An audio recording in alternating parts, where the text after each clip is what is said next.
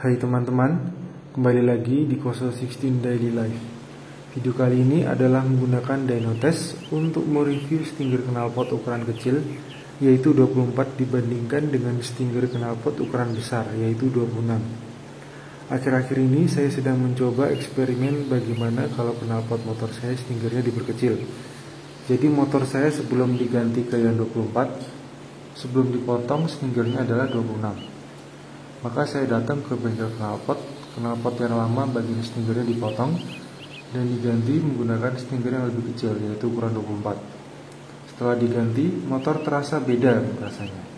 Oh iya, ini karena motor saya pada bagian perut knalpot menggunakan catalytic converter, maka knalpot ini, khususnya bagian kerucut konvergen dan stinger, sangatlah panas. Bahkan cat yang anti panas pun ternyata tetap mengelupas. Karena sangat panas, maka saya pakai pelindung panas knalpot. Sebelum melihat hasil dyno, saya ingin berbagi informasi tentang karakteristik knalpot 2 tak dan bagian-bagiannya. Oke, sekarang untuk fungsi pada bagian-bagian knalpot, tidak termasuk silencer. Ini ada header, belly, kerucut konvergen, dan stinger.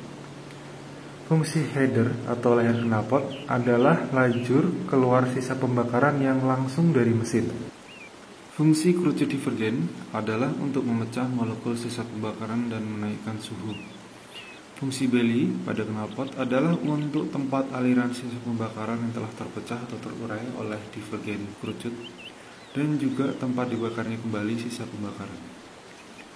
Fungsi konvergen adalah untuk menaikkan densitas sisa pembakaran atau aliran sisa pembakaran agar lebih tinggi kemungkinan terbakar, serta agar sisa pembakaran cepat tersedot keluar. Dan juga untuk memantul balik sisa pembakaran saat terjadi jeda ledakan pada pembakaran mesin.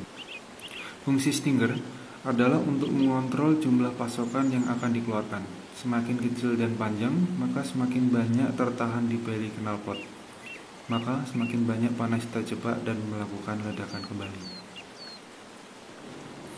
Oke, selanjutnya saya akan menjelaskan sesimpel mungkin secara detail fungsi pada bagian kerucut divergen, konvergen, dan juga belly pada knalpot. Oke, mari kita mulai. Fisika aliran konvergen dan aliran divergen sangatlah berbeda. Dalam aliran konvergen, kecepatan meningkat dengan seiringnya berkurangnya luas area di sepanjang aliran. Peningkatan kecepatan ini berarti bahwa sepanjang aliran, tekanan semakin berkurang. Hal yang sebaliknya justru terjadi pada aliran divergen. Tekanan akan bertambah sepanjang aliran. Peningkatan tekanan ini disebut gradien tekanan balik. Saat tekanan meningkat sepanjang aliran, partikel aliran sisa pembakaran melambat, terurai, dan pembalikan aliran bisa terjadi di jarak tertentu. Pembalikan ini akan menyebabkan pusaran aliran dan pembalikan energi, yang mengakibatkan energi aliran menjadi berkurang. Sehingga kondisi ini menyebabkan energi panas tertahan dan suhu akan terus meningkat sampai di puncak suhu tertinggi. Hal ini juga terjadi pada trompet. Apabila ada suara kecil melewati aliran divergen, maka suara akan semakin keras. Keras dan besarnya suara itu bergantung dari seberapa banyak atau densitas aliran suara kecil tersebut, dan juga seberapa panjang serta seberapa besar volume aliran divergen tersebut. Suara mengeras terjadi karena aliran suara mengalami gradien tekanan balik, sehingga terjadi pusaran aliran suara. Pada aliran konvergen bisa kita temukan di aliran air pada selang, yang pada ujung selang airnya dikecilkan, sehingga aliran air yang keluar apabila semakin kecil lubangnya maka semakin deras. Singkatnya adalah, aliran divergen adalah aliran yang sulit dipertahankan, karena aliran ini memberikan banyak hambatan dibandingkan aliran konvergen. Sehingga pada knalpot 2 tak, sisa pembakaran saat melewati kerucut divergen mengalami peningkatan tekanan dan peningkatan suhu. Prakteknya pun sudah terbukti. Awalnya mungkin Kalau saya tidak tahu teori fisikanya, saya akan mengira bahwa bagian yang paling panas itu adalah kerucut konvergen. Dan dari bukti lapangannya pun juga mendukung teori gradien tekanan balik. Andaikan kerucut konvergen adalah yang lebih panas, lalu mengapa yang gosong bukan di kerucut konvergen? Mengapa malah di bagian yang divergen? Bahkan knalpot yang sudah dipasang catalytic converter, bagian yang paling panas bukanlah bagian yang paling kecil pada konvergen, melainkan pada bagian yang paling luas. Ini terbukti dari mengelupasnya cat anti panas pada knalpot motor saya. Karena efek dari catalytic converter, itu knalpot jadi sangat panas. Apabila kerucut divergen pada knalpot 2 tak berukuran besar, maka aliran sisa pembakaran akan semakin sulit, sehingga membutuhkan kapasitas energi ledakan dari mesin yang lebih besar. Tekanan besar yang dihasilkan oleh divergen kerucut akan terbakar kembali karena terjadi pusaran energi. Tingkat kebakarannya semakin besar apabila di dalam beli knalpot terdapat catalytic converter, ditambah dilalui oleh udara segar tambahan, khususnya dari air secondary system atau HASAS pada Kawasaki Ninja 2 tak. Ketika sisa pembakaran memasuki kerucut konvergen, ada 3 hal yang terjadi: meningkatnya densitas aliran sisa pembakaran yang terdorong dengan cepat, dan terjadi pantulan balik sisa pembakaran.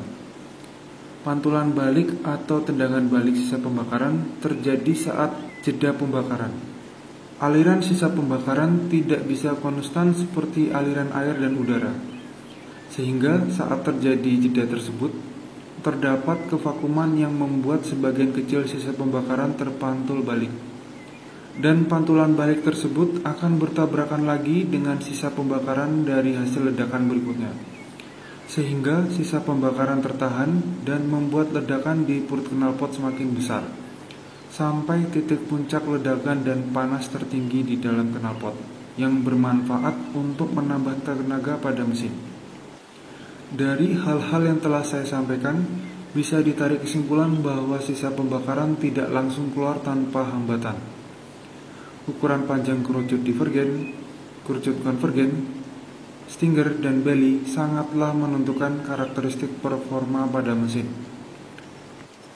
Berikut hasil dari informasi yang telah saya kumpulkan dari berbagai macam sumber. Saya bisa menyimpulkan bahwa ketika knalpot 2 tak yang memiliki kerucut divergen yang semakin panjang dan besar akan membuat banyak hambatan bagi laju sisa pembakaran. Dengan banyaknya hambatan, maka membuat karakteristik mesin memiliki kecenderungan tenaga besar di RPM atas dan maksimum RPM yang cenderung lebih tinggi. Berbeda kalau belly knalpot yang lebih kecil, sehingga tentu kerucut divergen dan konvergen ikut mengecil. Ditambah stinger yang pendek dan lebih besar, akan membuat karakter motor dengan kecenderungan tenaga besar di RPM bawah, dan maksimum RPM akan cenderung lebih rendah.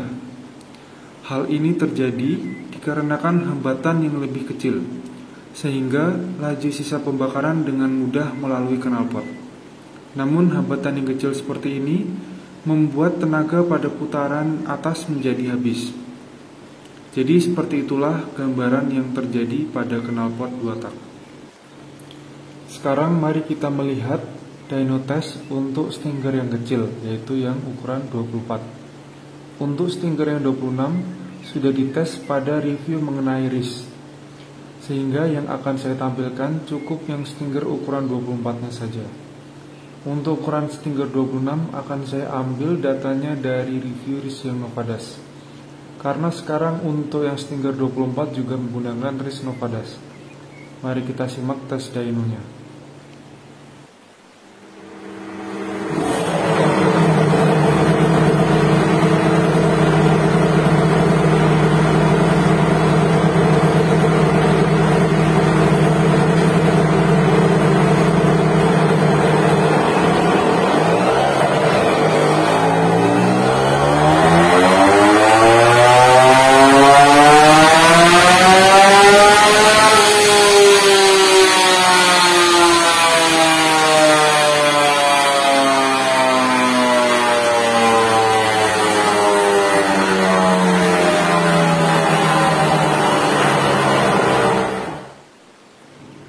Sekarang mari kita lihat hasil data dyno-nya.